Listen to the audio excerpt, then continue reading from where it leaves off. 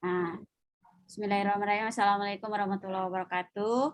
Waalaikumsalam warahmatullahi wabarakatuh. Hormat Ibu Ani, Ibu kita semuanya, yang terhormat Pak Ketua Angkatan, Bapak Arya, Bu Sekretaris, Bu Anggi, juga presenter Pak Iman Budi Setiawan, dan teman-teman Meli, Anggi, Wike, Ruli. Selamat sore. Alhamdulillah berkesempatan bisa hadir pada sore hari ini untuk mendengarkan bersama pemaparan dari Pak Iman tentang investasi yang aman tapi menguntungkan. Bersyukur kehadirat Allah Subhanahu Wa Taala, pada hari ini kita diberikan kesehatan. Salawat dan salam tentunya kita sampaikan kepada junjungan kita Nabi Muhammad SAW. Nah, untuk yang pertama mungkin kita akan dengarkan bersama pembukaan sambutan dari Ketua Angkatan Bapak Arya, Mulia Arya Teja. Silakan Pak Arya. Baik, terima kasih Bu Yoni. Assalamualaikum warahmatullahi wabarakatuh. Waalaikumsalam. Puji syukur ke Allah Subhanahu Wa Taala, kita sampai hari ini masih diberi kesehatan, keselamatan sehingga bisa berkumpul dan bertemu kembali di Zoom meeting hari ini dalam rangka mengisi kegiatan kita Angkatan 92 dari SMP Negeri 3 Bogor di Ramadan 1443 Hijriah tahun ini 2022. Yang terhormat Ibu Ani ya, terima kasih sudah menyempatkan waktunya untuk hadir. Jadi alhamdulillah Bu Ani, kita nih Angkatan 92 dari alumni SMP Negeri 3 Bogor, ada beberapa agenda nih di Ramadan tahun ini. Kemarin kami sudah melakukan pembagian takjil ke masyarakat, terutama waktu di jalan di daerah terminal ya. Alhamdulillah ada 55 paket Bu yang bisa kita bagikan kemarin sama teman-teman semua. Kemudian hari ini kita ada acara juga materi yang bisa menjadi masukan atau menambah wawasan untuk kita semua. Kemudian insya Allah nanti ke depan masih ada beberapa kegiatan sosial lainnya yang akan kita lakukan. Jadi mohon doanya Bu Ani, semoga apa yang kami semua lakukan ini menjadi manfaat buat kita semua. Itu saja teman-teman, semoga hari ini apa yang mau disampaikan oleh Kang Iman terkait materi tentang investasi, insya Allah semoga barokah dan menambah manfaat untuk kita semua. Terima kasih. Wassalamualaikum warahmatullahi wabarakatuh. Waalaikumsalam warahmatullahi wabarakatuh. Bagaimana Pak Iman, mau langsung atau Bu Ani sambutan sedikit? Ditembak ya sedikit aja ya. Ya. Karena waktunya udah sore. Ya, Assalamualaikum warahmatullahi wabarakatuh. Waalaikumsalam. Waalaikumsalam warahmatullahi wabarakatuh. Salam kangen ya, salam kangen ya. Yang jelas udah kangen banget ini. Kalau ketemu pasti seru banget ya. Tadi ada sebut nama Iman ya, Alhamdulillah. Ibu senang ya, udah kelihatan sukses. Alhamdulillah. Ada Arya juga yang di depan Ibu ya. Alhamdulillah. Yang rajin connect ke Ibu ada Yuni ya, luar biasa. Pokoknya ke angkatan ini adalah luar biasa ya. Hebat, Ibu bangga sekali pada kalian dan Ibu doakan semoga kalian tambah sukses. Amin amin ya rabbal alamin. Amin. Dan doakan Ibu juga sehat ya. Ya mungkin gitu aja. Ya, terima kasih Bu. Sampailah Ibu. Kemudian terima kasih Bu Ani, Pak Arya Teja. Kita lanjutkan dengan pemateri kita, Bapak Iman Budi Setiawan, Kepala Dinas di Doanya dahsyat. Kepala Dinas, silakan Pak Kepala Dinas. Baik, kawan-kawan terima kasih. Kalau penghormatan kita langsung aja ya. Kita saat ini bukan materi sih, lebih ke arah sharing aja terkait investasi itu. Investasi yang kata Yuni menguntungkan tapi aman, itu yang penting kan. Bukan yang menguntungkan tapi ternyata banyak sekali yang tidak aman itu. Jadi izin untuk share screen. Ya, silakan.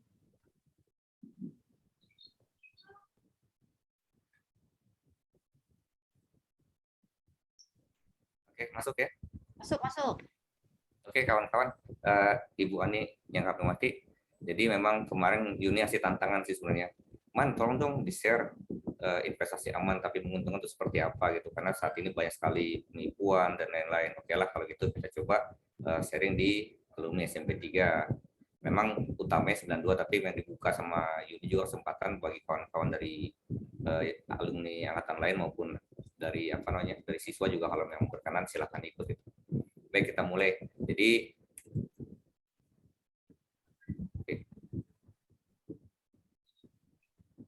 nah, ini tadi kayaknya udah usah dikenalin ya, karena kita tampaknya satu angkatan semua yang hadir. Ini alumni SMP 3 dan saat ini selaku konsultan of God di PT EOA. Jadi saat ini kita mau coba dulu nih ke kawan-kawan, bagaimana mimpi kita di masa depan. Ya kalau dulu mungkin kita mimpi pingin kemana-kemana, kalau sekarang karena kita sudah dewasa, sudah punya anak, mimpi yang tentu lebih ke arah bagaimana anak kita di masa depan. Betul nggak kawan-kawan? Setuju ya dengan kondisi ini kan? Nah, kalau kita punya mimpi tentu ada saja kendalanya gitu yang kita alami. Nah, apakah memang kira-kira ini yang kendala kita alami saat ini? Penghasilan meningkat tetapi tidak pernah cukup, atau juga masih ada di antara kita yang punya utang gitu, atau juga kita merasa sulit menabung, padahal tadi pendapatan sudah baik tapi kok sulit menabung gitu. Dan mungkin di antara kita juga yang butuh penghasilan tambahan untuk memenuhi kebutuhan kehidupan sehari-hari. Nah, ini nggak sih yang kita alami gitu? Kalau saya memang kayaknya ini yang terutama yang nomor 3 itu sulit nabung, kayaknya habis saja uang itu. Betul nggak kawan ya? Ya. Betul. Di open mic aja Yun, karena cuma sedikit orangnya. Ya, ini ada. Kalau banyak kita bisa pakai chat ya, karena dikit kita open mic aja gitu.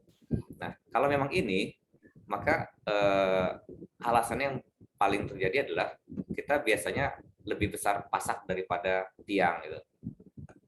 Atau juga kita tidak punya rencana masa depan, hidup bagaikan air mengalir katanya kan, itu kan patah yang keren banget zaman dulu sih, perasaan saya keren banget, hidup bagi air mengalir. Ternyata nggak juga bagus itu, karena kita akhirnya tidak punya jelas kemana tujuannya.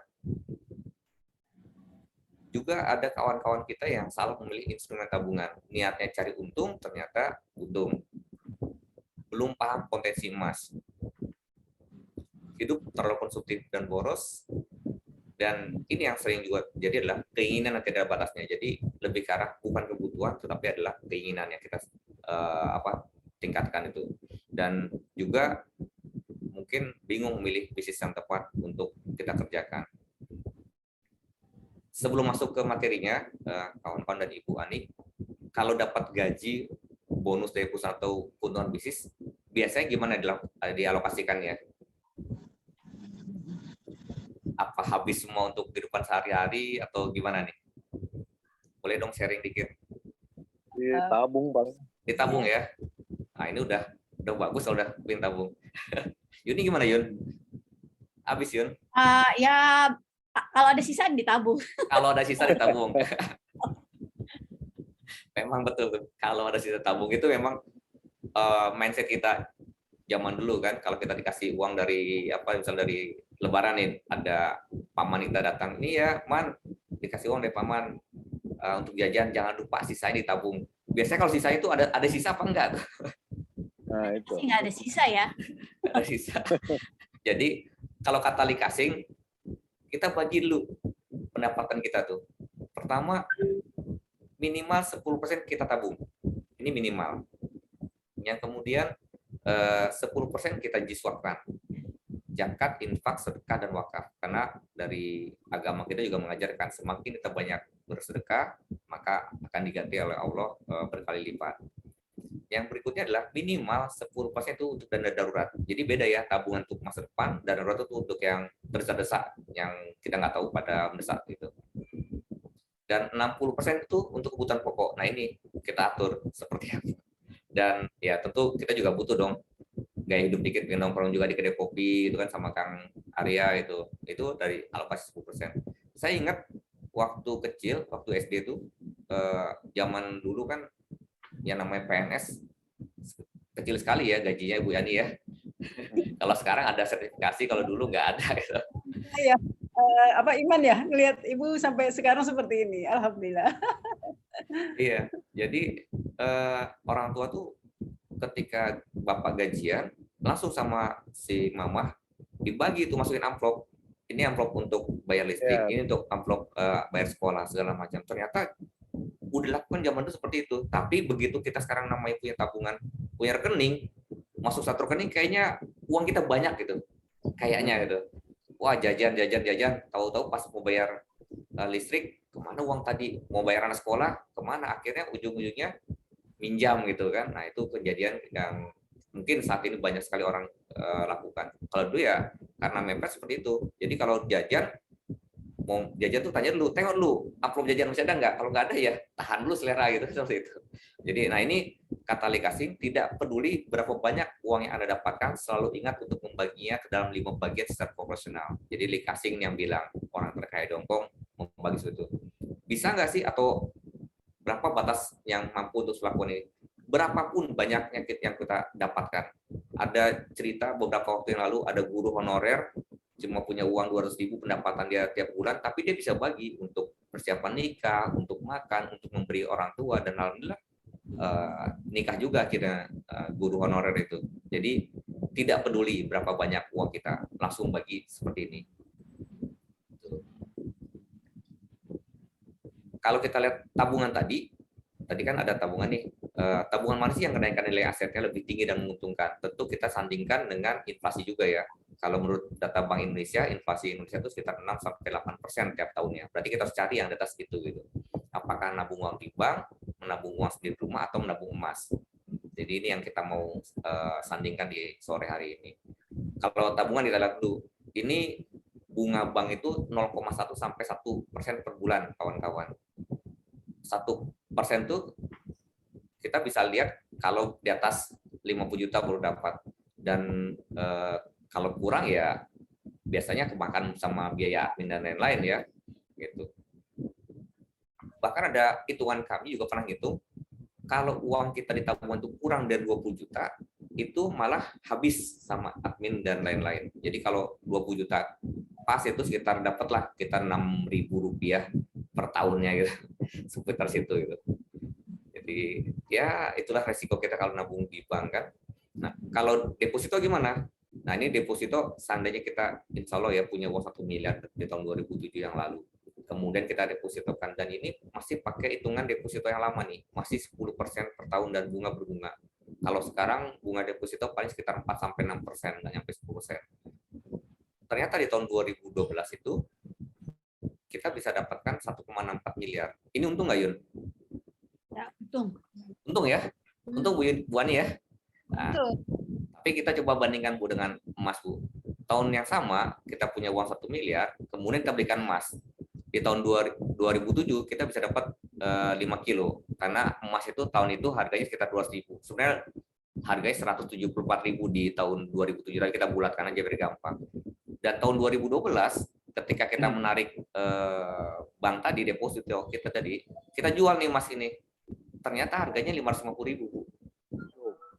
Mendapat 2,75 miliar. Mana yang untung? Ternyata untung nabung emas ya ketimbang deposito. Apalagi kawan-kawan kalau kita lihat saat ini ya, bukan saat ini, sudah berkali-kali lihat di media massa, itu ada yang namanya resiko kalau kita nabung di digital. Ini ada uang tabungan 30 juta hilang, ada yang kemarin sebelumnya tuh ada di Bank BCA Surabaya, deposito 45 miliar tidak bisa dicairkan. Alasannya katanya datanya tidak ada atau sudah pernah ditarik. Itu kan resiko juga itu. Ini uang hilang segala macam. Jadi memang berita-berita ini bukan sekali dua kali kita dengar di media massa gitu. Dan yang terakhir nih kata Yuni, coba Man, tengok tuh ada investasi si Binomo, Okta dan lain-lain ini yang katanya tapi penipuan isinya gitu. Iya, ya Kang Arya ya. Jadi ya, benar, ini resiko kalau kita memang nabungnya digital gitu. Karena apa? Fisiknya tidak ada sama kita gitu. Kita hanya dapat angka-angka saja. Dan semakin kini semakin canggih pengamanan, semakin canggih juga si hacker. Ada aja caranya mereka untuk ngamanin menghilangkan uang kita gitu kan. Kalau ditabung di rumah gimana? Di rumah ya resikonya pertama tidak ada kenaikan nilai aset, ya kan. Yang kedua resiko dimakan rayap, ini ada beritanya nih kan. Kalau sudah sekian persen nggak bisa lagi tukar di bank itu. Atau resiko terbakar. Ada juga resiko basah dan terkena inflasi. Ada lagi resiko yang belum muncul di sini, adalah resiko kadaluarsa gitu.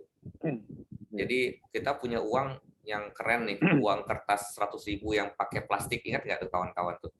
Kan keren banget tuh ya. Kita punya uang seperti itu 100 juta rupiah itu. Begitu sekarang ingat, kita ambil, nggak laku lagi ternyata. Sudah ditarik peredarannya. Jadi cuma bisa buat uang monopoli jadinya tuh. Nggak bisa lagi dipakai untuk transaksi gitu. Oke. Sedangkan emas sendiri itu pertumbuhannya rata-rata sekitar 15-40% per tahun. Kita memang tidak bisa ya mengatakan bahwa emas itu pasti naik. Kalau pasti itu ranahnya Allah itu. Tapi memang kecenderungannya itu naik terus itu. Saya ingat waktu baru masuk kerja tahun 2000 itu saya dapat uang kalau ke lapangan dapat 110.000. Sedangkan harga emas itu baru 74.000 rupiah. Artinya kalau saya sekali satu hari ke lapangan itu bisa beli emas 1,5 gram, tapi nggak pernah beli saya karena nggak tahu ilmu emas, jadi habis buat jajan tuh. Padahal kalau sekarang gitu kita bawa uang 100.000 ke pasar, apa sih yang terjadi gitu? Kalau dulu tahun 2000 itu bisa kayak sultan ya, mau makan apa? Silakan ke kantin, nggak perlu darmaji ya, dahar 5 ngaku hiji, nggak perlu gitu. Ke kantin Pak Ibrahim kan misalnya, Kang Arya nih ambil gorengan. Banyak kan pelakunya ya dulu ya. Kayaknya mungkin saya salah satunya lah. Dahar 5 kuiji di kantin Pak Ibrahim, jadi nggak boleh lagi, nggak perlu gitu. Kalau kita nabungnya emas 1,5 gram sekarang 1,5 juta gitu. Tapi kalau kita bawa duit 100.000 ke pasar, apa yang kita dapat? Satu kantong plastik juga nggak penuh gitu. Kalau itu satu keranjang besar bisa cukup kan. Nah, jadi emas itu seperti itu. Di tahun 2019 ketika belum pandemi, 1 gram itu sekitar 700 ribuan. Sekarang ini mencapai 1 juta rupiah per gram. Artinya naiknya udah gila-gilaan itu. Oke, kita lanjut ya. Nah, salah satu manfaat emas juga memang dia menahan simpan konsumtif tadi, Yun. Yang katanya, ini ya buat ditabung. Oke lah, sisanya ditabung. Ternyata nggak bisa gitu. Kalau kami sekarang ngajarkan kawan-kawan, kalau ada perjalanan dinas ke lapangan segala macam, misalnya dapat SPT, kemudian dapat SPPD 300.000 lah. Ya udah, belikan emas dulu 0,2 sekitar 250.000, sisanya baru kita buat jajan. Seperti itu, Yun. Balik ya, Man ya. Balik. Jadi memang kayak tadi kata Sili kasih, kita sisihkan dulu buat tabungan, baru buat lain-lain. Jadi kawan-kawan, kesimpulannya emas memang adalah tabungan terbaik. Setuju ya? Setuju. Kalau setuju kita lanjut ya. Oke. Nah, ada nggak? Apakah memang benar nih emas bisa mempercepat terwujudnya impian-impian kita gitu? Kita coba lihat. Ini ada contoh naik haji gitu. Misalnya tadi Bu Ani tahun 2005 itu punya keinginan naik haji, sudah punya uang 23.500.000. Tapi qadarullah nggak bisa berangkat waktu itu. Nggak bisa bayar onehna. Oh, nggak jadilah saya bayar onehna, saya ambil aja. Kemudian saya belikan emas. Dapatlah 174 gram emas pada tahun 2005. Nah, tahun 2020, Ibu pengen naik haji, pengen daftar lah gitu buat keluarga kan. ONH tuh sekitar 35 juta tahun 2020. Naik ya, dari 23 juta menjadi 35 juta. Dan harga emas di Agustus 2020 ini 1.036.000 rupiah per gramnya. Artinya ternyata cukup 34 gram. Kalau gitu emas kita yang 174 tadi kita bayar ONH ini bisa sampai 5 orang. Bayangin. Kalau kita nyimpannya rupiah 23.500.000 dari tahun 2005 ke tahun 2020 jadi berapa kira-kira? Sedangkan kalau emas ternyata tadi cukup hanya 1 orang, ternyata bisa untuk 5 orang. Begitu. Mungkin contoh yang lain. Ini kalau kita nabungnya emas nih. Nabungnya emas dari tahun 2003 kita beli emas tiap bulan. Itu tahun 2003 harganya 100.166 rupiah. Berarti tiap bulan kita beli, uang kita keluar 1.200.000 terus sampai 2019 kita nabung. ternyata kita bisa dapat 204 gram emas, kemudian dengan jumlah uang yang keluar itu 83.500.000 sekian. Di tahun 2020 kita buyback, harganya 900.000 saja. Itu dapat 183 juta. Artinya ada potensi kehilangan tabungan kita sebesar 100 juta rupiah lebih. Kalau kita nabungnya rupiah dengan emas. Jadi kalau kita konsisten nabung emas, bisa dapat 204 gram, dan ketika di buyback, itu potensi kehilangannya adalah sebesar ini. Atau ini, contoh lainnya, ada nggak di antara kita yang masih ambil kredit untuk beli barang? Kang Arya masih ngambil kredit nggak? Beli barang, beli mobil lah misalnya itu. Masih. Nah, ini contohnya nih. Misalnya kita simulasi kredit mobil ya, ada mobilnya nih HRV, harganya 273 juta kalau cash. Nah, karena kita nggak sanggup, kita punya uang, kemudian kita punya DP 40 juta misalnya, kita sanggup bayar cicilan 5,9 juta, kita ambil yang 48 bulan. Nah, ternyata seperti ini. Total cicilan kita tuh sampai 287 juta rupiah. Ditambah DP, maka kita harus membayar mobil itu sekitar 365 juta rupiah. Bayangin dasarnya kalau kita cicilan ya, dengan tenor 48 bulan. Padahal kalau kita mau DP tadi, kita bisa belikan mobil second dulu aja gitu. Kemudian cicilannya kita tabung. Nah, tabungan bisa ini. Apalagi kalau nabungnya dalam bentuk emas seperti ini.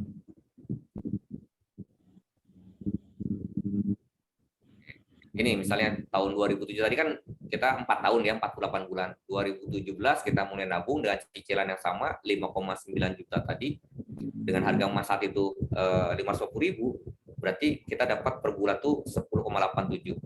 Terus kita tabungan tadi kita berikan emas, tabungan tadi cicilan tadi ya kita berikan emas.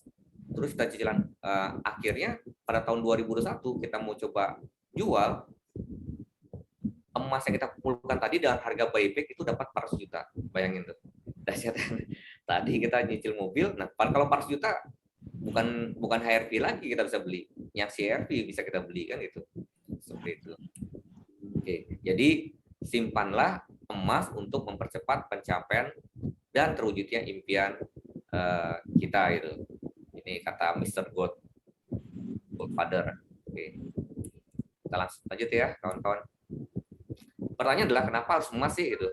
Karena memang emas itu tidak ada istilah kadaluarsa. So, tadi ya uang aja yang katanya keren, uang 100.000 pakai plastik itu ternyata ada kadaluarsanya. Kita punya 1 miliar pun ya kalau batas penukaran sudah nggak berlaku ya nggak berlaku lagi dia. Kemudian juga tidak ada istilah barang bekas. Kalau kita investasinya atau misalnya beli handphone lah gitu, baru beli pagi tadi, kita buka, kita jual sorenya, itu udah dianggap barang bekas, ya kan? Karena segel sudah dirusak katanya, bisa jadi harganya jatuh gitu. Apalagi kalau sempat ada gores-gores dikit gitu. Dan juga emas ini termasuk yang liquid, artinya mudah diuangkan. Memang sih ada juga menyatakan saya lebih senang investasinya tanah kaplingan karena harganya bisa cepat naik. Memang betul kalau kaplingan itu atau properti itu high return, high risk. Jadi dia bisa cepat harganya berkali lipat tingginya, tapi juga bisa cepat jatuh.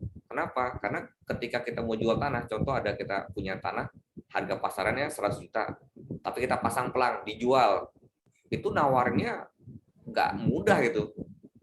Ya kan? Bisa jadi kalau di sini orang mau jual kebun, kepepet tuh, mau jual kebun, harga pasarnya di sana kebun 200 juta udah jadi gitu kan. Ya dibilang sama kawannya, kalau kamu mau 150 ambillah, kalau enggak berhenti ya. Jadi ya mudah diuangkan kalau emas. Punya 1 kilo pun sekarang tinggal lihat harga pasar berapa ya sudah jual 1 kilo. Kalau perlu, saya nggak sanggup 1 kilo, sanggupnya hanya 1 kilo, kita kepingin 1 kilo, udah pecahin aja. Jadi berantakan pun tinggal ditimbang lagi aja kan, nggak masalah dia. Seperti itu. Oke. Selain tadi, banyak sekali manfaat emas, ada safe haven, harga cenderung naik, kemudian zero inflation, tabungan terbaik, hakim yang adil, keberkahan emas, suku perdagangan emas, multiple use, bisa diwariskan, kemudian jadi banyak sekali manfaat emas yang kita bisa dapatkan kalau kita menabungnya emas. Mungkin yang di sini saya ambil contoh adalah pinjaman yang adil ya, pinjaman cerdas nih. Saya pernah cerita sama Yuni, Yun, kalau kamu minjemin uang saya tahun 2000, 10 juta itu. 10 juta itu kemudian tahun 2022 ini saya kembalikan 10 juta. Gimana? Senang atau nyesek gitu? Gimana Kang Arya? Saya tahun 2000 pinjam Kang Arya nih 10 juta. Kemudian saya ngilang. Tahun 2002 saya datang, Kang, saya punya utang sama Kang Arya 10 juta. Ini saya balikin 10 juta gitu. Senang apa nyesek, Kang? Nyesek lah. Kenapa nyesek?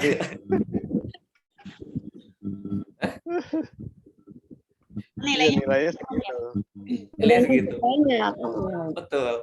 Karena gini, di tahun 2000 dulu uang 10 juta itu bisa dapat 150 gram emas. Tadi kan harga emasnya sekitar 74.000, berarti dapat 150 gram. Nah, sekarang 150 gram itu kalau diuangkan, kita pakai buyback aja, itu kurang lebih 135 juta. Saya balikin ke area 100, hanya 10 juta, sesuai dengan uang yang saya pinjam. Gimana tuh? Ya, antara seneng ketimbang nggak dapat sama sekali lah. Iya kan? Nah, jadi sekarang kami di rumah juga udah mulai nih, sama keluarga sendiri pun gitu. Kalau ada yang mau pinjam, saya kasih emas. Maaf ya, saya nggak punya uang, saya punya emas nih, ada berapa sih butuhnya sekian. Ini ya saya kasih pinjam kamu 2 gram gitu. Terlepas dia mau nyicil 0,1 gram, silakan, yang penting nyicilnya emas. Beratnya harus sama gitu. Kan jadi lebih adil itu. Saya nggak sanggup langsung bayar 2 gram, nggak apa, 0,1, nanti ada uang 1 gram, nanti ada uang 0,5, silakan, yang penting nyicilnya emas dengan berat totalnya sama. Jadi kita tidak ada riba juga gitu kan. Kalau kita minjemin uang 2 juta, nanti balikin 2,5 juta, itu ribawi gitu kan. Tapi kita nyimpannya adalah emas menjadi emas lagi gitu. Seperti itu. Terus dia jual ke mana? Dia kan butuhnya duit. Berarti dia gadein gitu. Gadeinnya ke Iman juga dong. Terserah. Kalau dia mau ke kita boleh, mau dia langsung bawa ke toko emas boleh, mau kemana silakan. Kita pinjamnya emas. Nah, ini mungkin bisa belajar juga kalau di daerah Sumatera Barat itu, saya taunya di daerah Solo ya. Solo itu dia pakai sistemnya emas gitu. Tapi memang dia rupiah, Yun. Jadi dia lihat harga emas sekarang berapa, 1 juta misalnya. Saya pinjam 30 juta. Oke, ini 30 gram ya. Itu loh posisinya. Dikasih uang tapi dengan akadnya emas. Kalau di sana. Kalau saya emas ya emas, saya kasih emas ya gitu aja. Jadi pas balikin harga emasnya naik misal jadi 1,5 juta, ya udah. Pokoknya senilai 30 gram seperti itu. Gitu ya. Tapi kalau kita biar aman ya, biar berkah ya emas jadi emas lah. Kalau jadi rupiah nanti ada beda ini pula transaksi kan. Beda akad pula gitu. Oke, Yun. nanya. Meli tadi. Oh, Meli. Oh, Wan Yuni bukan? Bukan. Enggak ada suara. Aku. Oke, siap. Oke. Kalau kita sudah sepakat, nah, emas yang mana nih? Maka kita emas kepingan atau emas perhiasan? Kita sepakati dulu yang mau kita investasikan untuk jangka panjang. Jadi kita lihat dulu, kalau emas kepingan atau logam mulia ini dia biasanya ini biasanya dia bentuknya koin atau batangan, kemudian karatnya itu 24 karat, ongkosnya itu rendah dan relatif sama tiap gramasi, dan kita langsung pegang fisiknya. Jadi ini yang kita kekuatannya. Kemudian juga buyback-nya mengikuti pasar dunia, bukan mengikuti suka-suka kita gitu. Kalau perhiasan ya biasanya resikonya adalah ongkosnya itu tinggi. Kemudian ketika kita jual itu resikonya adalah selain ongkos, kemudian ada potongan toko, ada juga potongan lain-lain. Bahkan pernah ipar saya lucu, dia beli emas perhiasan, kemudian disimpan di lemari, pas butuh uang dijual, dibilang ini beratnya kurang gitu. Gimana kurang? Orang disimpan di lemari kok. Tapi itulah resiko kalau kita ke toko emas, karena mereka ya suka-suka dia gitu. Bahkan kalau kita beli emas di toko A, misalnya di toko Kang Arya, kemudian pas mau jual Kang Arya tutup, kita jual ke tokonya Yuni itu dibilang ini bukan emas dari kami, kalau mau harganya segini gitu. Iya, Ya suka-suka dia gitu. Gitu Bu Ani ya. Kalau emas perhiasan ya. Iya betul.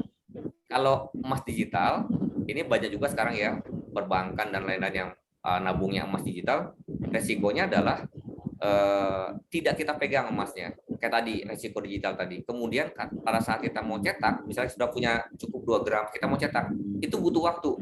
Nggak bisa kita langsung, saya mau cetak deh 2 gram, nggak bisa, dia butuh waktu. Apakah seminggu sampai sebulan. Kemudian juga ketika nyetak itu ada lagi biaya cetak lagi. Jadi kesannya murah, padahal pas saat dia mau ambil itu lebih tinggi harganya. Seperti itu. Ini adalah beda-bedanya.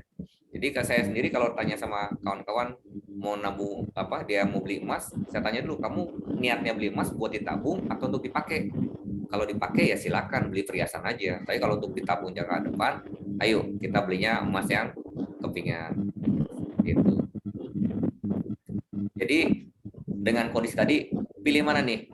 Menabungnya emas perhiasan, emas digital atau logam mulia? Logam mulia. Iya nih ya, Yun. Apa tadi emas kepingan sama logam mulia kan sama aja. Iya sama. Nah, Emas perhiasan, emas digital atau logam mulia gitu. Ini contoh logam mulianya nih.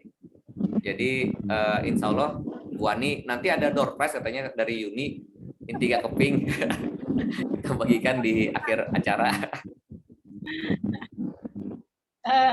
Spesial buat Tuhan.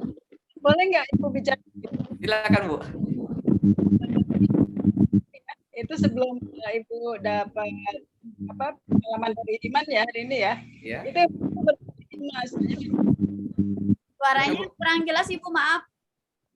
Oh gitu. Ya, itu.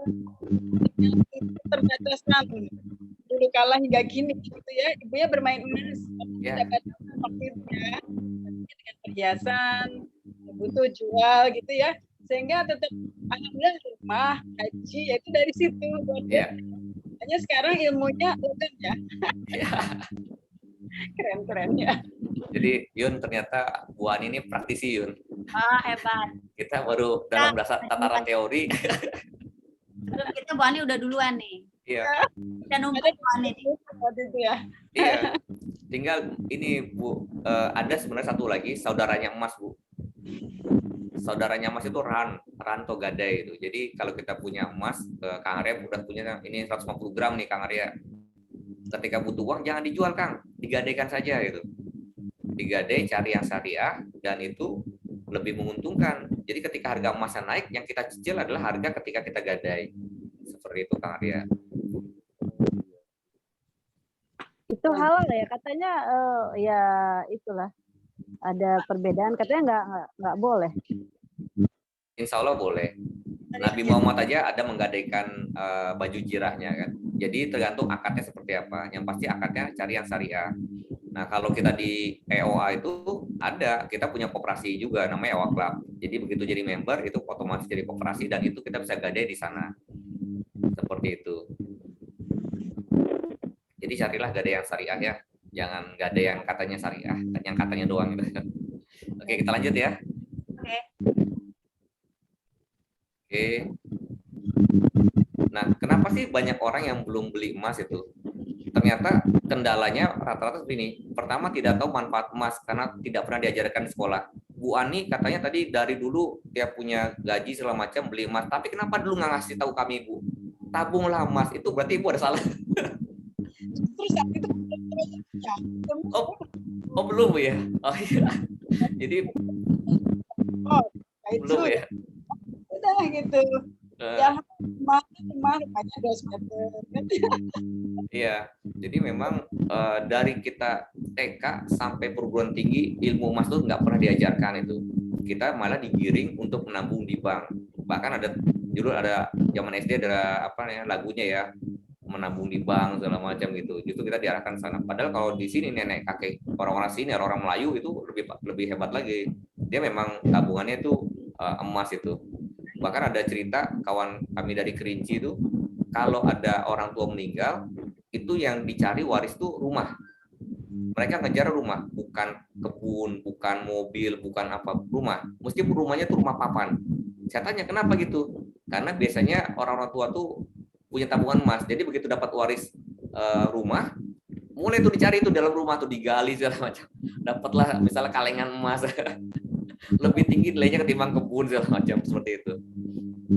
Kemudian yang kedua harganya terkesan mahal. Nah ini yang memang didengungkan juga sama orang-orang banyak. Ngapain beli emas, emas itu mahal segala macam. Padahal ternyata tidak seperti itu. Kemudian sulit dijangkau. Sekarang banyak sekali kok emas-emas yang kecil ya, dari 0,025 sampai sekian tuh banyak sekali itu. Kemudian khawatir rugi atau tertipu, ya wajar. Karena kita tidak pernah diajarkan, jadi kita ragu. Ini emas yang kita beli, emas atau tidak gitu. Padahal kalau kayak Bu Ani sendiri beli emas di toko, dikasih surat, emang Bu Yani yakin itu emas, tapi karena kita modal percaya saja dengan toko tersebut, jadi kita beli emas. Nah kalau sekarang nggak usah khawatir, banyak sekali pemain emas yang sudah pakai sertifikat. Bahkan kalau EOA sendiri sudah pakai ada sertifikasi dari SNI, jadi udah ada hasil ujinya gitu. Yang nomor 5, menunda-nunda. Nantilah kata Yuni tadi, kalau ada sisa baru ditabung itu buat beli emas. Ya, sisa. Kalau ada sisa, ternyata nggak ada sisa. Atau yang keenam, merasa keuangan belum cukup. Padahal kata Sili Kasing tadi kan, berapapun besar pendapatan kita, bagi dulu. Jadi sisihkan dulu untuk tabungan. Seperti itu. Ini yang kendala-kendala kenapa kita belum membeli emas itu.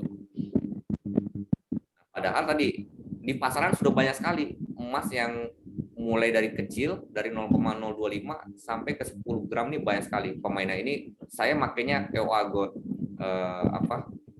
dari EOA itu emas optimasi abadi. Jadi saya makainya dari sini. Jadi ada 0,025 nih sekitar 40 ribuan lah sudah bisa beli emas sampai yang 10 gram.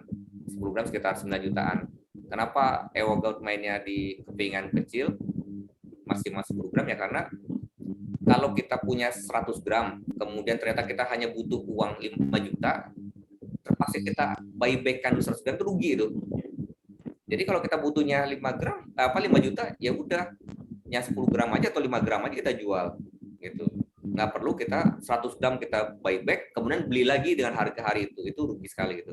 Makanya mainnya juga yang kecil. Kemudian juga kenapa banyak yang kecilnya juga ada baby gold, karena memang kita ingin semakin banyak orang Indonesia itu bisa punya emas. Alhamdulillah kawan-kawan kita kayak mbak-mbak Yakut, mbak-mbak warung, bahkan tukang cuci piring di rumah makan, itu sudah mulai nabung emas.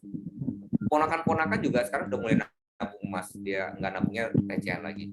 Nah, ini beberapa contoh kita kawan-kawan dia dari sampah, kemudian mereka kumpulkan ke bank sampah, kita rubah jadi emas. Nah, ini ponakan-ponakan juga mereka recehan-recehan segala macam. Ayo kawan-kawan kalau yang punya recehan di rumah yang biasanya buat ganjal lemari atau ganjal pintu atau buat kerokan doang, bisa tuh nanti ditukarkan sama emas loh. Jadi ketimbang nanti makin lama makin nggak berlaku pula gitu kan uangnya gitu. Jadi memang kesimpulannya menabung itu soal mindset. Banyak orang berpenghasilan besar tapi tidak punya tabungan, sebaliknya banyak orang berpenghasilan kecil tapi punya tabungan. Kita mulai dari yang kecil hingga menjadi besar. Simpanlah uang di bank secukupnya saja untuk operasional hidup. Selebihnya konversikan dengan emas, maka aset kita akan terjaga dan impian kita akan lebih mudah dan cepat tercapai. Jadi itu sharing sore ini, Yun. Bagus, Man. Terima kasih banyak, Man. Banyak ilmu yang diperoleh ya. Kita menggunakan mindset, the power of mindset tadi ya. Man, luar biasa. Belajar kok. Ya, satu angkatan ini luar biasa ya. Hebat. Ruli ini belum muncul nih, Ruli ya. Iya, Ruli, Rike, Anggi. Ya, Anggi ya. Iya. Nah ini kan karena memang waktu sudah mau buka juga, mungkin kalau door prize pertanyaan, mungkin ada yang mau. Kalau ada yang mau pertanyaan silakan dulu, Yun. Boleh. Kita buka untuk 2. Yang ingin Udah jelas. Udah jelas sih, Man. Jelas banget. Serius ya? Ya, soalnya Anggi udah pemain juga, Man. Dia juga udah menyimpan. Ternyata Alhamdulillah, berkah Gi, berkah. ya, ini kan jurusannya beda. Mindsetnya sama sih, Mak. Ya. Kan dia juga. Karena ini lebih dari 3, Yun. Saya izin Yun ya, 1 keping itu buat Bu Yuni, buat Bu Ayuni, buat Bu Ani. Ya, Bu Ani dapat hadiah dari Iman, Bu. Betul ini. Aduh, si Iman ya. Memang Semangatnya Bu Ani luar biasa. Jadi Iman memberikan hadiahnya buat Bu Ani. wow, betul. Plus nih. Ya. Yang ini ada pertanyaan nih dari Meli nih, jualnya bisa kemana aja kalau logam mulia?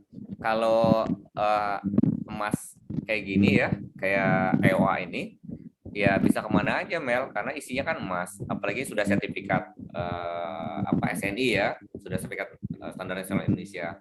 Tapi memang bagikan emas, kalau kita ke toko emas biasa tuh harganya kan suka-suka dia gitu. Kalau kita pingin yang harga terbaik, balik lagi ke komunitasnya. EOA balik lagi aja ke member yang jual atau ke agen atau kantor cabang, itu lebih harganya standar itu. Harga buyback. Iya, harga buyback yang Meli di Bogor lagi balik misal lagi main ke Jogja, kebutuhan uang jual di Jogja ya harganya di sana gitu, sama aja gitu, insya Allah. Kayak EOA sendiri sudah punya lebih dari 80 cabang, sudah lebih dari 20.000 member, jadi insya Allah mudah lah kita untuk cari-carinya seperti itu. Berarti hadiah kedua buat yang nanya ya, Man ya? Iya, yang kedua buat nanya. Berarti yang terakhir nih, door prize apa kita kuis aja ya, 1 ya? Ya, boleh satu. Oke, silakan boleh resen atau chat, resen aja lah ya, karena sumpah sedikit. Ya.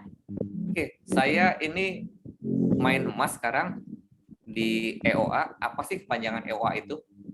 Kecuali Yuni nggak boleh jawab.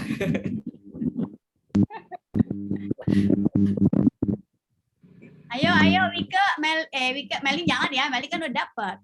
Jadi hanya Wike, Ruli, Arya sama Anggi.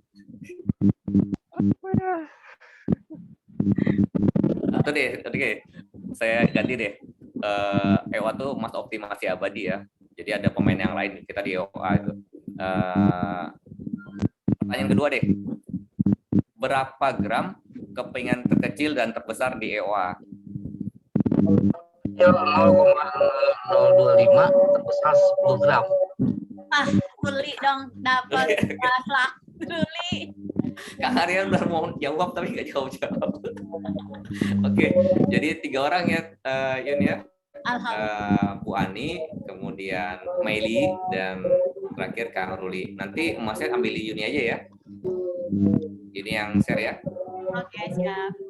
Jadi alhamdulillah ada emas dari kami sebagai penyemangat sih sebenarnya untuk Ramadan kali ini. Mungkin itu Yun udah 17.53, kawan-kawan sudah siap-siap. Menit lagi Dan ya. Aji juga di sana. Kalau saya masih lama. Masjid saya juga ada teriak-teriak gitu. Iya, kalau sini masih lama sih, setengah jam lebih. Oke, nanti kalaupun belum jelas nanti kita akan coba lihat lagi di YouTube. Oke deh, siap.